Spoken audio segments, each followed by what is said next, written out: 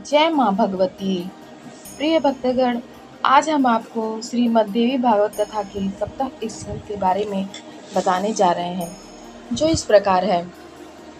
व्यास जी राजा जन्मेजय को कथा सुना रहे हैं।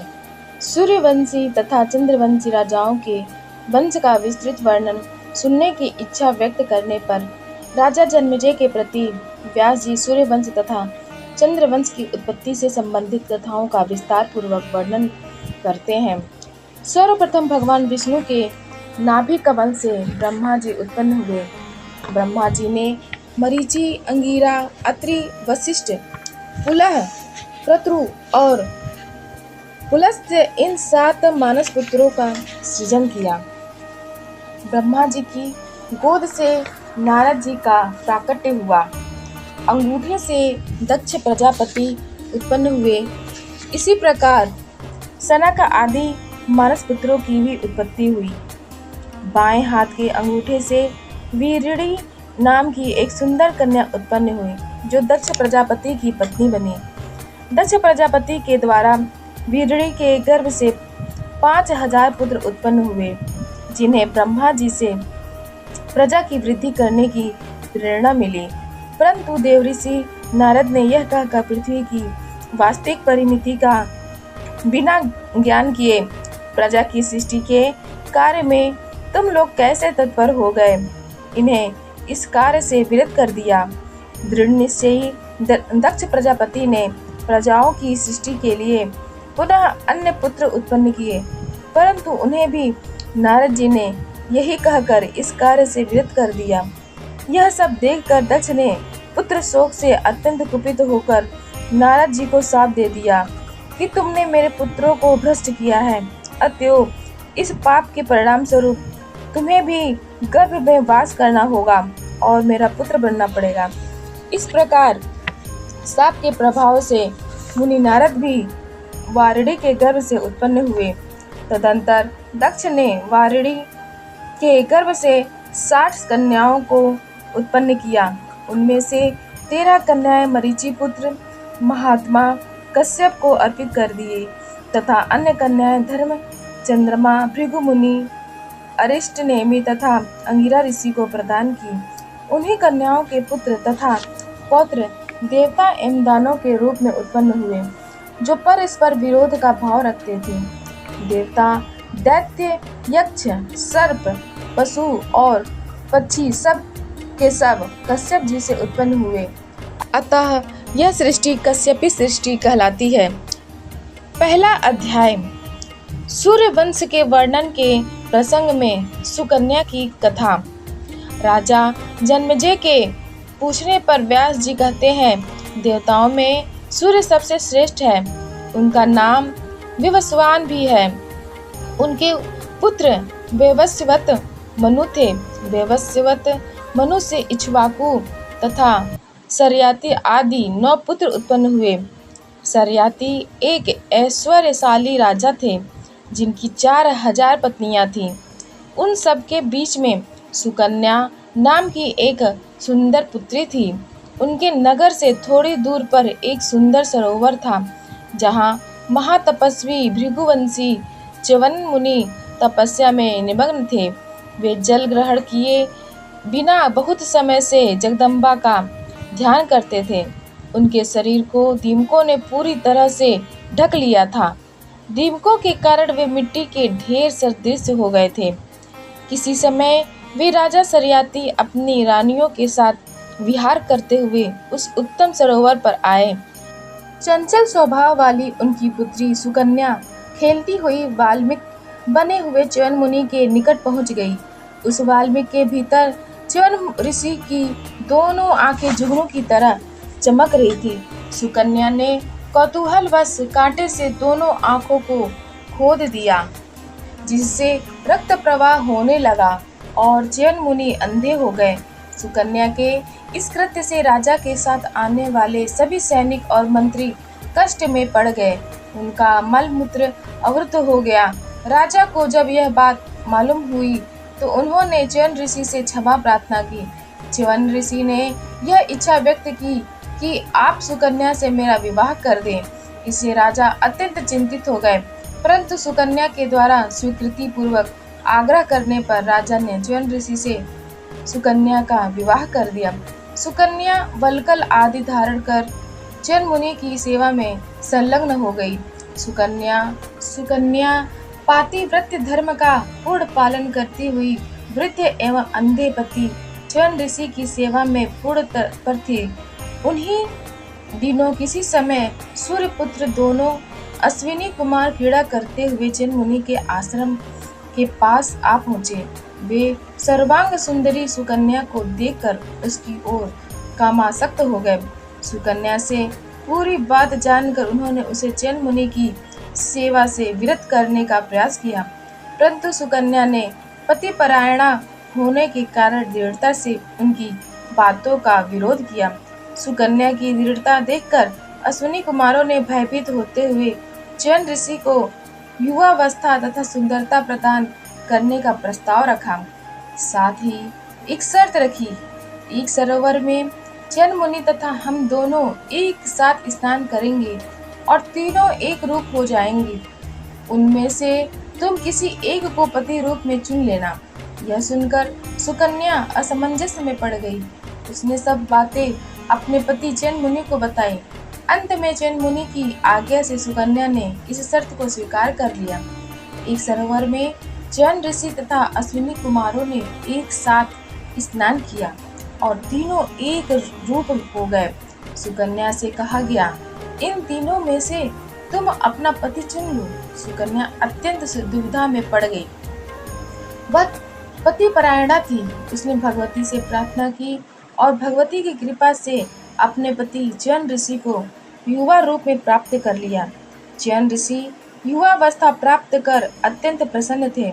उन्होंने प्रत्युपकार की दृष्टि से अश्विनी कुमारों को यज्ञ में सोमरस पान का अधिकारी बनाने का चयन दिया। एक दिन महाराज सरियाती अपनी कन्या को देखने के लिए च्यवन ऋषि के आश्रम पहुँचे। वहाँ युवा पति के साथ अपनी कन्या को देखकर विस्मय में पड़ गए। जब सब बातें स्पष्ट हुई तो च्यवन मुनि के आदेश से सरियाती ने एक यज्ञ का आयोजन किया। उस यज्ञ में च्यवन मुनि ने अश्विनी कुमारों को सोमरस पान का अधिकारी बना दिया। अध्याय 2 सूर्यवंशी राजाओं का पावन चरित्र। सूर्यवंश में सरियाती के पौत्र महाराज रेवत हुए, जो अपनी कन्या का वर जानने के लिए पितामह ब्रह्मा जी के पास सशरीर ब्रह्मलोक गए। ब्रह्मा जी के आदेश से उन्होंने अपनी कन्या रेवती का विवाह भगवान श्री कृष्ण के ज्येष्ठ भ्राता शेषावतार श्री बलराम जी से कर दिया।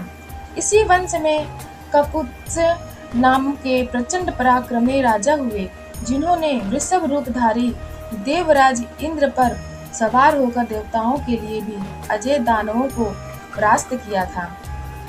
ककुत्स के पौत्र राजा पृथु हुए, जो भगवान विष्णु के अंशावतार कहे जाते हैं। इसी वंश में योनास्व नामक धार्मिक नरेश हुए, जो संतानहीन होने के कारण अत्यंत चिंतित थे। ब्राह्मणों तथा ऋषियों ने उन पर दया कर उनसे संतान के निमित्त एक यज्ञ कराया।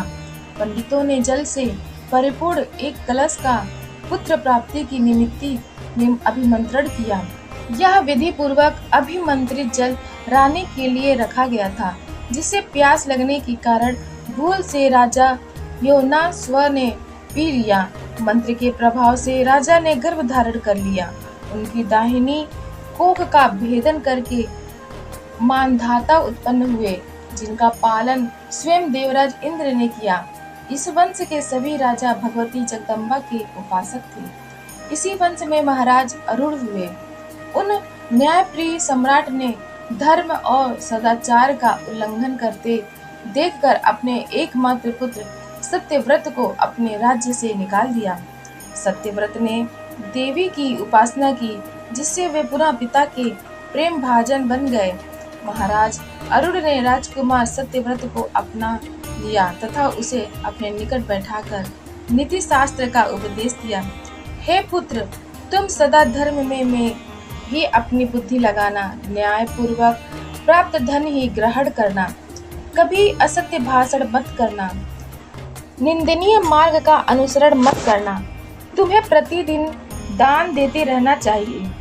धूत, मदिरा, अश्लील संगीत तथा वेश्याओं से बचना चाहिए। ब्रह्म मुहूर्त में उठकर मनुष्य को स्नान आदि नित्य नियमों से निवृत्त होकर भक्ति पूर्वक पराशक्ति जगदम्बा की आराधना करनी चाहिए। तुम वेद वेदांत के पारगामी आदरणीय विद्वानों की विधिवत पूजा करके सुयोग्य पौत्रों को गौ, भूमि तथा सुवर्ण आदि का सदा दान करना। तुम कभी भी किसी मूर्ख ब्राह्मण की पूजा मत करना और मूर्ख व्यक्ति को कभी भी भोजन से अधिक कुछ भी मत देना। किसी भी परिस्थिति में लोभवश धर्म का उल्लंघन मत करना। राजा को चाहिए कि वह धर्मशास्त्र के अनुसार दंड नीति का पालन करे और न्याय से उपार्जित धन का निरंतर संग्रह करे। इस प्रकार पिता के समझाने पर राजकुमार त्रिशंकु सत्यव्रत ने कहा, मैं वैसा ही करूंगा।